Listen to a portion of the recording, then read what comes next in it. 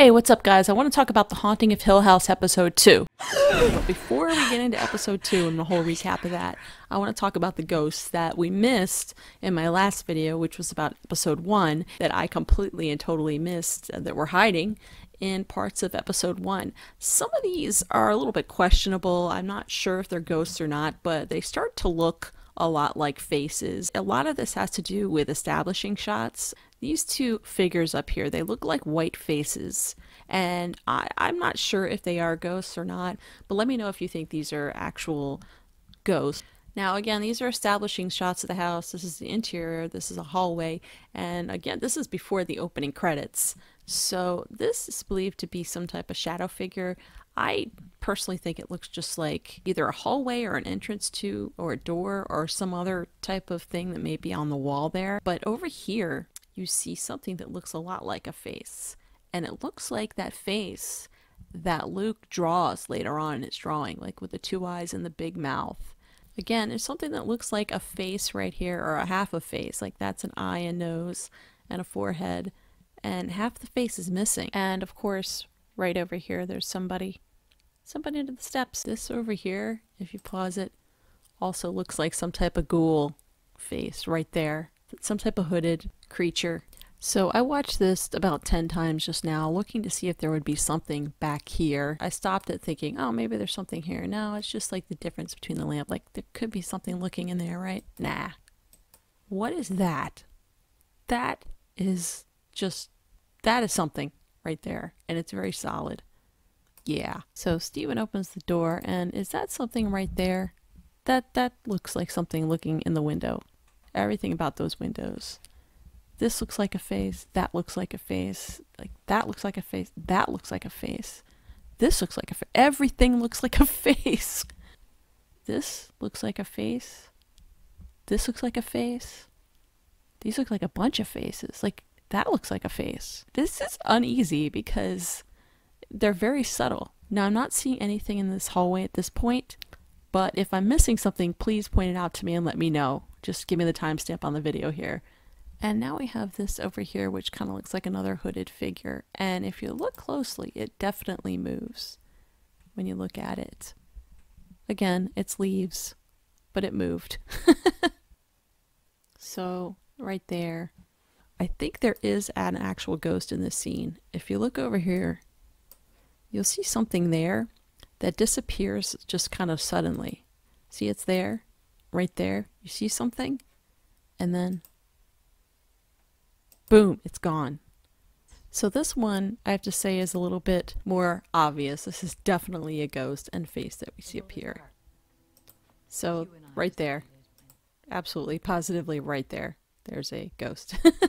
So we totally missed that around first time around. I'm gonna fix her. That's what I do.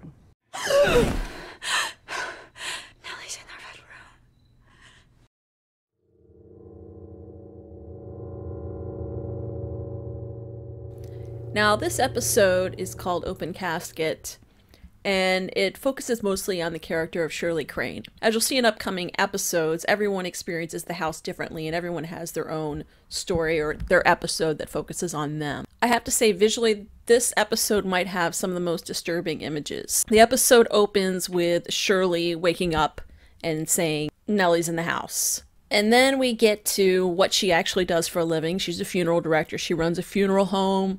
She describes her job as fixing people, making people who've passed away look good. So it's her job to fix them and make them look good. So the episode starts with her talking with Max, one of the client's younger boys. He's expressing how he has anxiety about seeing his grandmother's body. I'm gonna fix her. That's what I do. And then he asks how. And this is where visually you start to really get kind of disturbed, because you do see the grandmother and you see the embalming process. I want to say it gives you a very uneasy feeling to watch her embalm this grandmother. When Shirley has a conversation, which is in a flashback, Olivia Crane has a really beautiful line that she says to Shirley, "When you're little, you learn to see things that aren't there, and when you grow up, you learn how to make them real." So this is really a sweet moment. There also seems to be some type of figure moving around in the background behind Olivia. We see what looks like a nice summer day with the kids, the Crane children outside playing. Shirley's taking pictures with their Polaroid. I kept worrying that maybe a ghost was going to appear in one of the Polaroids when I watched this. That looks like something. And then we have a scene where Luke sees Abigail. I don't think we're supposed to think that Abigail is a real person at that point. I think we're supposed to believe that Abigail is a ghost. We also discover that there is a private cemetery on the property. Shirley hears some crying coming from this shed, sounds like animals, and she finds a litter of abandoned kittens, which are adorable until she takes a picture of something that looks to be not so adorable. It's a wasp nest. But if you guys really want to know what it looks like this. Hey guys. It's almost Halloween. If our masks don't look good enough, the ghosts will know it's us, and they'll come after me. Jaden. There's no such thing as ghosts, and you know that. And then Shirley sees this mystery man who appears several times later on. He's there. And he's toasting. He's gone. So is that a ghost or what? And what is this black shadow over here? Because it's there and it's also gone too when he disappears. This gentleman is not a ghost. However, it's a little bit unclear for several episodes what exactly he is and why he keeps appearing and toasting to her. She's obviously seeing something. And at this point during the show, when I was watching it, I started to think maybe she's so used to seeing bizarre, weird entities that she just deals with them. She doesn't really think too much about them. We also get flashback to what appears to be Luke's first stint in rehab. This is the first of what is believed to be many stints. Luke says there are 5 kittens like there are 5 of us. And it's a little bit of symbolism here because Nell says that one's me. And that's obviously the first cat to suffer the fate of death through whatever was wrong with these cats. They probably just couldn't function without their mom. Walt sent me all of these, and I really don't know what to think. I can't say whether they're ghosts or not.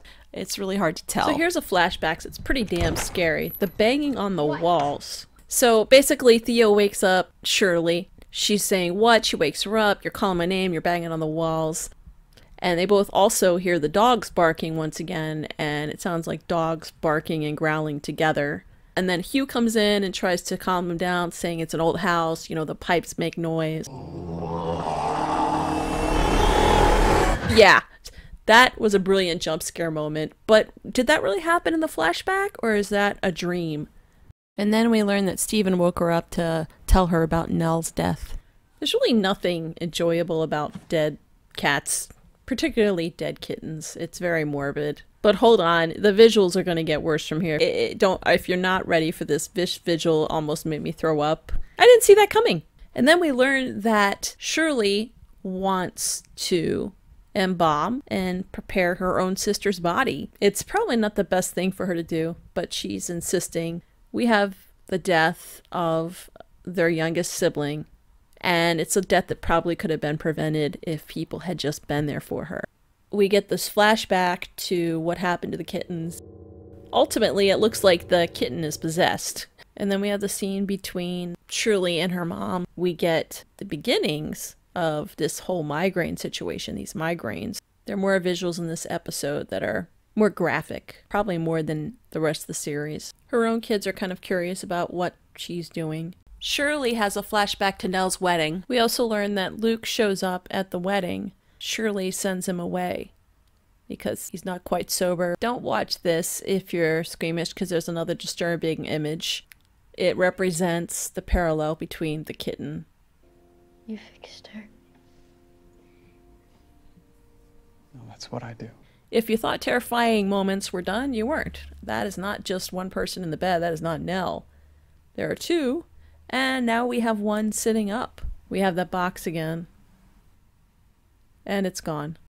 And that's the box that they buried the first kitten in. If you look in the bottom corner, you'll see the Forever House, which is the model of the house that her mom was designing for them to live in forever. Torchlight means it's time to come home. I would say this episode might be the hardest to get through because it is so depressing. As I've mentioned before, this series really has a lot of death, and the death is not dealt with lightly, like in other horror movies. The death is dealt with as it should be, as a loss. And I hope you guys enjoyed this. If you're enjoying my vlog reviews of this, subscribe if you're new here. I'm going to be doing almost every episode I think I'm going to go through. And a little bit more in-depth discussion about these characters. Also, please let me know if I missed something. I'm curious to know if anyone else saw some things that I may have missed. So please leave a comment below, and I will talk to you guys in the next video. Thanks again for watching.